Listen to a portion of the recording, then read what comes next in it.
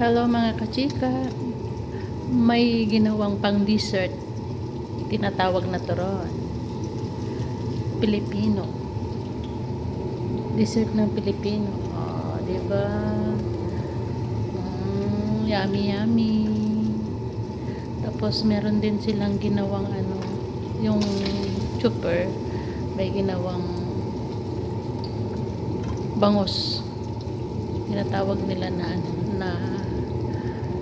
Ay, bilat. marag nila, parang ginawang asado na bangus. Ayan ang sarap-sarap siya. Sarap ng pagkaluto, guys. Luto ng ibang lahi yan. O diba, bongga, ang tanghalian. O, kayo na ang may ulam na masarap. Bangus yan. Ginawang kaldereta. This is it.